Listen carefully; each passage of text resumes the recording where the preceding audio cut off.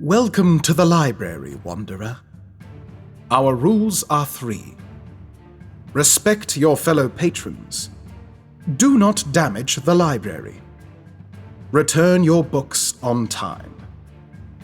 You'll need a card to check out, of course. See the front desk for that. It should be just under a week's journey from here. You'll have to give the archivist your true name, but don't worry. We'll keep it under the strictest levels of security. Oh, and stay away from locked doors. There are places here where even we will not protect you.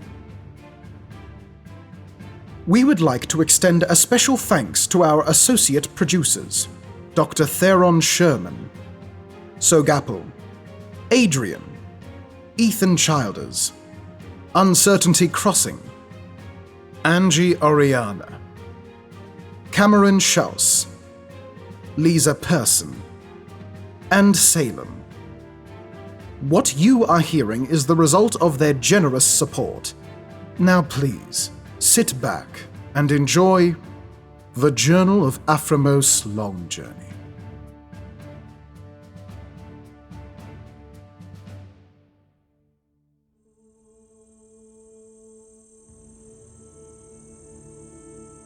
Summer solstice, 7th year, 81st turn. 2nd day in the trees. This is a very wet land, wherever I am.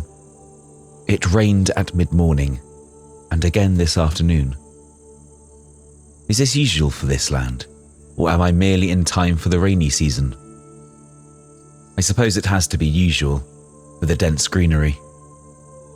It is strange to think of so much water. I awoke covered in dew, which collected in my scales and ran to the corners of my mouth, affording me a drink. It was very refreshing. There was a little pond in the glade I had slept in, so I decided to take the opportunity to take a bath. We so rarely get a chance to immerse ourselves in water. It feels good to swim, to move through the water like I can fly, even in such a small pond. It was very fun. There were small fish swimming in the pond, and I caught one. It was brightly coloured red on top, with a pale belly. My colleagues in exoichthyology were unable to make an identification based on such a short description. I let it go, as it was too small for cooking. And as the day wore on, it became hot enough for me to appreciate my swim and the deep drinks I took. Not as hot as the desert must be, but still hot enough that I decided to rest at noon. While I sat by the trail, leaning against the trunk of a tree, I felt something land on my head. At first, I thought it was probably a large leaf or a small branch, but then I felt it move. I stood as still as possible while I waited for it to show itself. Presently, a small creature climbed down from my head to my shoulder and then down my arm. It took me a moment to recognize it as similar to the monkeys that they keep as pets in Narlefron. However, this one had a light brown fur, not dark red, and it was half their size. But the face, and the way it used its tail as an extra arm, was unmistakable. It used me as a perch for a while, and I moved very little while it did, only watching it. Then it jumped across the path, up into another tree, and disappeared among its branches. I don't think it ever realized I was alive. What a marvelous encounter. A marvelous encounter with Trelkeson's surprised monkey. The species is quite shy, so it is unlikely it knew what Aframos was. When I resumed my walk, I soon found the trees changing. I have not visited many forests, but this still strikes me as unusual. The broad-leafed trees I had been seeing were slowly being replaced. The new trees had rougher bark and smaller leaves, and the bushes were not quite as dense. Even the birds began to sound different. Still, what do I know of forests? Perhaps this is the usual way of it. Here, Aframos encounters his first shift. always a disorienting experience for new travelers in the woods.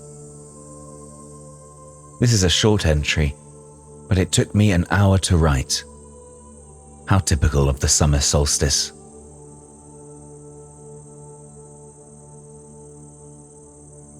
Sky Day, 14th cycle, 7th year, 81st turn. 4th day in the trees. It's been only a few days since I found the strange rocky outcrop among the far downs. Already, I've seen such strange sights as I never thought possible. I have never seen so much greenery in all my life. Not even near the river crescent of the Trescu were there so many plants. And such plants! Trees so high I can hardly see their tops. Flowers that bloom in every colour imaginable. I've even with my own eyes seen a plant that moves of its own accord, trapping flies. Venus flytrap of some sort, perhaps. Or possibly a loom web orchid. Truly, this is a wondrous place. But it is not a place without hazards. I found out this morning. I was walking down the path, and who makes these paths, I wonder? Something to find out later. When I saw a strange beast peering at me through the bushes. In aspect, it was similar to the great cats that roam the moorlands, though with a coat of dappled orange and black rather than mottled brown. However, it was smaller, and I made the mistake of thinking it was thus less dangerous. I decided to approach it, thinking that if I could tame it, I might have a companion for my journey. No sooner did I reach toward it than it flung itself at me, nearly knocking me over as it scraped at me with its terrible claws. It went straight through the thick robes I wore, as though they were lightest silk. Only through Providence and my thick hide was I saved from terrible damage. As it was, I have many deep scratches and cuts that I must tend to, lest they sour. I was finally able to grasp the cat by its neck and kill it. What Aframos encountered was most likely a jungle canny cat, Felis scotius tropicus, though Auster Browndon has suggested it may be a dwarf subspecies of jaguar. Given the size of the pilgrim, one could even suppose a normal jaguar.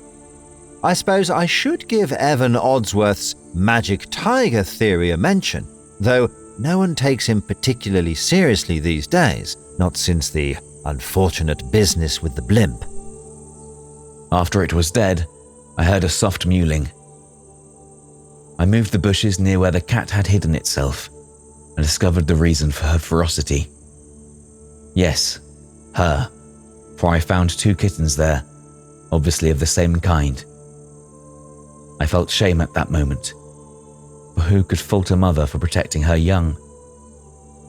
If I had left well enough alone, we should both be alive, and these kittens would have their mother. Now I was left with a problem. What was to happen to these 2 little creatures? If I left them, they would surely starve or be eaten by some other predator. But what do I know of caring for these creatures? Still, what is done is done. I knew there was only one decision I could live with.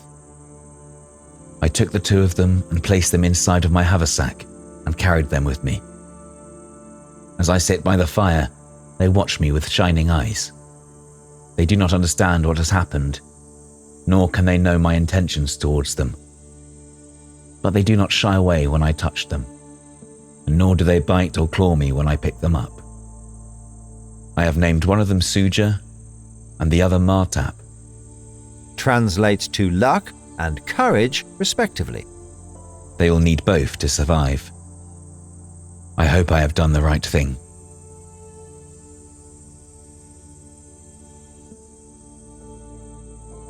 Beer Day, 14th cycle, 7th year, 81st turn. 6th day in the trees. The kittens are hungry, I am sure of it. But they won't eat. I've tried everything I can find, but they won't eat any of it. I'm certain that they're meat eaters, with those sharp little teeth. Why then won't they eat the birds or small animals I've caught for them? What did their mother feed them, if not these? It may seem odd that Aframos didn't know this. However, we must keep in mind that his experience with milk-bearing animals would be limited. I am given to understand barrow nomads feed their hatchlings fresh meat and occasional roots from the time they are born. I've even tried feeding them plants, for all the good it did. They are already less energetic than they were yesterday. They no longer climb on me, nor do they explore the campsite with the same interest. They mew loudly, and I worry about how long they can last without food. They've already begun to attract predators. This evening, after I'd made camp, I heard something nearby, in the bushes. On the edge of the firelight, I saw a strange creature. It walked on 2 legs, but it had a head like a jackal's, and it wore no clothing. Its body was covered with coarse, brown hair. It was not carrying any weapons, but when it opened its mouth, I could see long, sharp teeth. Clearly a Pool's wolf. These predators are cunning hunters who use pack strategies to take down large herbivores. It is unlikely that they would have attacked Aframos in any case. While a pack would certainly be capable of bringing him down, he would be outside their food paradigm. They were likely more curious than anything else. Still, one cannot forget that Etrimor Pool disappeared under very suspicious circumstances. They never did find a body. I could hear other things moving around us, presumably others like it. I stood up and opened my mouth, showing my own teeth and looking it in the eye. As we stared at each other, I let my robes drop, covering the kittens, and puffed up, making myself look larger than I am. After a moment, it turned and left, and I heard the others move away too. I built the fire up after that, but it will be a long time before I am able to sleep. School day, 14th cycle, 7th year, 81st turn. 7th day in the trees. Martap is dead.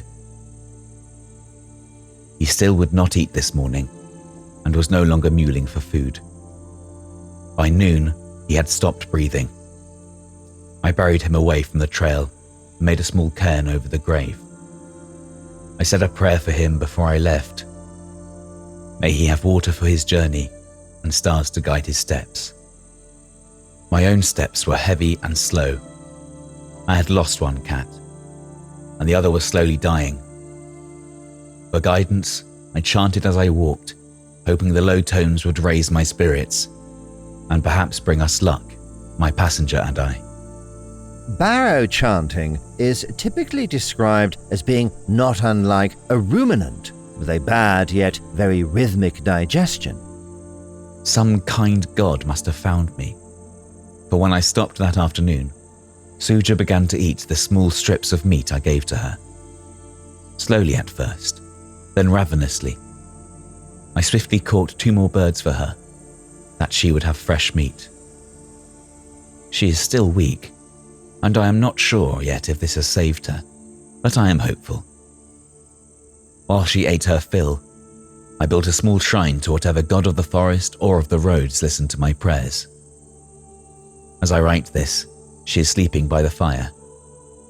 We travelled again and are now in a clearing near a stream. There are wildflowers growing, and I am comforted by this reminder of life. Though even here, there is strangeness. The stream flows uphill.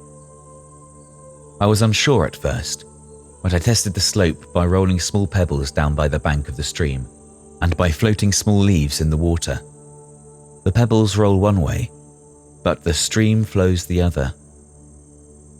When I took a quick walk upstream, I found a waterfall where the water jumped to the top.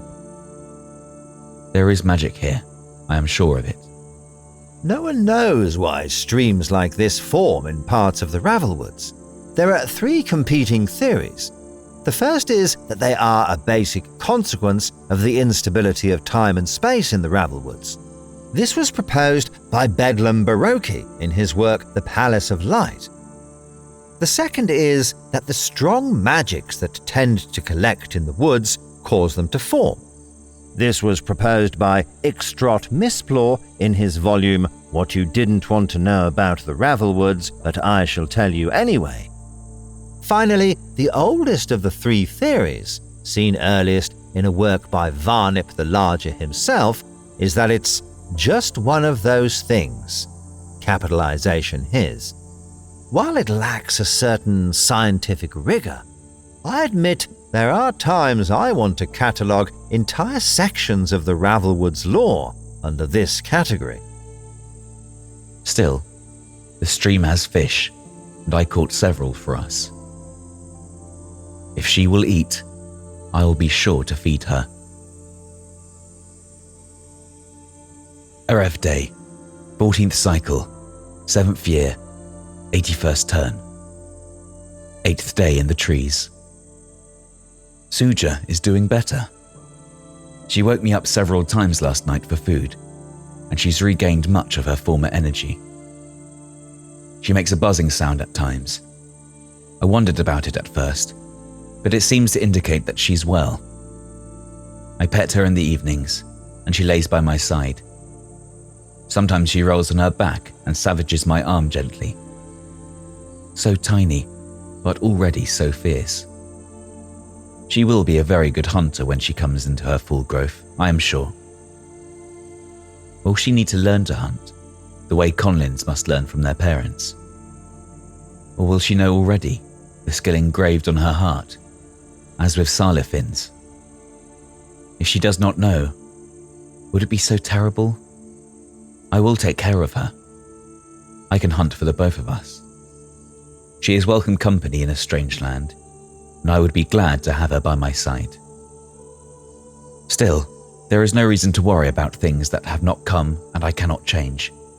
I do not know what will happen, and making plans on a maybe is building a palace on a dune. Today, we found a most remarkable thing. It was a stairway by the path. It is of the spiral kind, made of metal and stone. It soared high above the earth, supported by nothing but air. Vines trailed in and out of the railing, and spiders had made their webs underneath. It looks as though it should fall in the first storm, but it looks old to my eyes. Still, things weather more quickly with frequent rain, or so I have heard. I nearly passed by, but I could not resist testing the staircase with my weight. Gently, carefully, I placed one foot on the stairs, and then another. It held without even a crack. Feeling bolder, I went up another stair, and then another. Then I was walking up the spiral of the stairs, climbing clockwise towards the canopy. I counted the steps as I went, and was soon in the hundreds. When I had reached the 217th step, I stopped to rest. Suja jumped down from my pack and looked at the stairs. There were fewer vines at that height, though there were more spiderwebs. I saw one brightly coloured spider eating a dragonfly, hunter eating hunter. I wish Aframos had been a proper naturalist. His descriptions are often a bit lacking. Then a small green and yellow bird swooped down and swallowed the spider. Was this an omen? Or just a reminder that there were many hunters in these woods? Once I was rested, I continued up the stairs, Suja following behind. She occasionally stopped to sniff the vines or bat at nearby spiders, but she was always caught up quickly when I got too far away. After another 50 steps, she climbed up my tattered robes and rode the rest of the way on my shoulder. After 400 steps, we passed through the canopy. The stairway continued even higher. Now that the way was no longer curtained with trees and vines, the height was dizzying. I must confess that I froze for several moments, while the forest spun below me. I clutched the metal railing, and my colour went dark with fear. After several minutes, and Suja's puzzled growling, I reined my fear in and continued upward. After another 50 feet, I reached a platform. On the platform was a weathered bronze bell. A metal inscription underneath it read, "In case of peril, ring bell." After some thought, I decided to leave it alone. I am not in any extraordinary danger, so far as I am aware, and did not wish to find out what would happen if the bell was rung in vain. Still, I cannot imagine what sort of peril a bell might help with, nor why peril need be capitalized.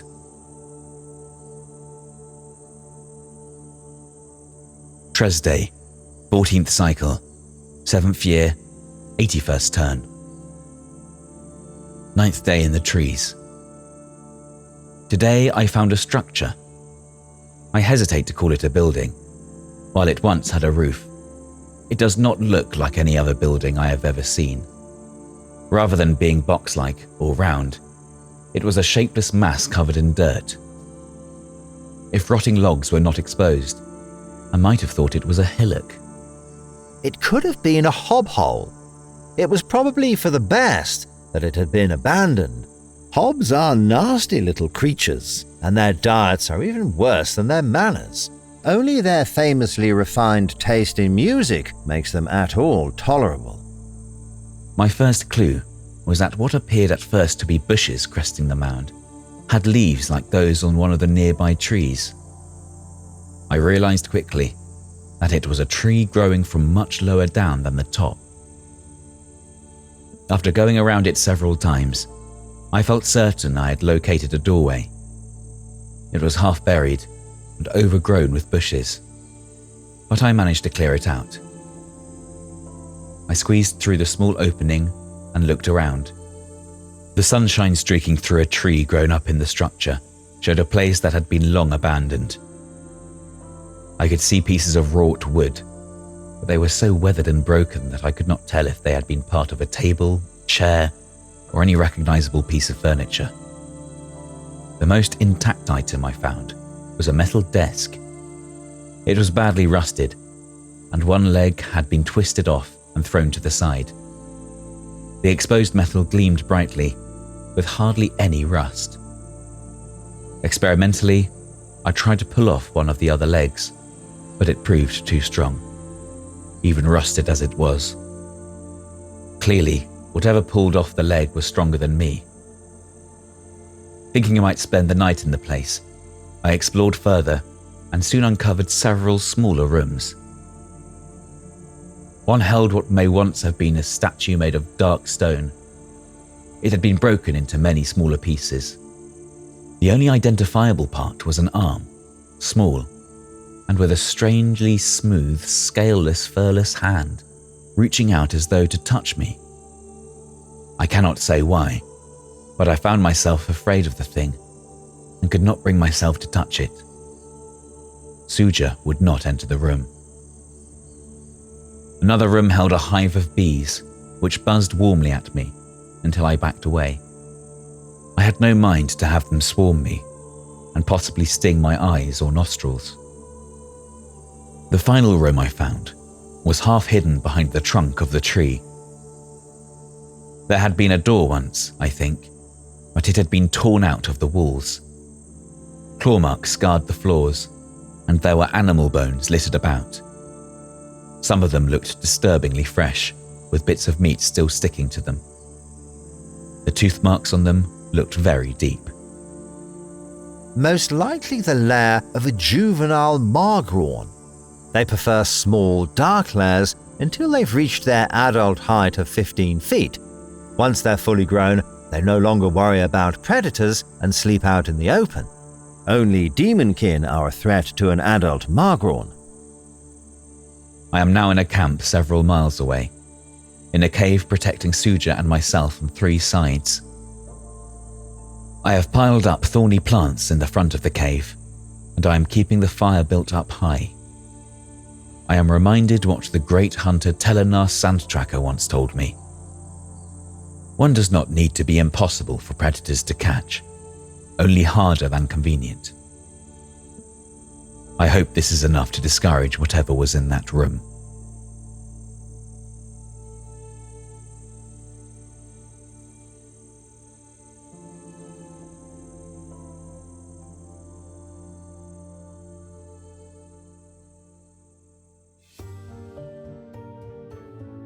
Thank you for listening.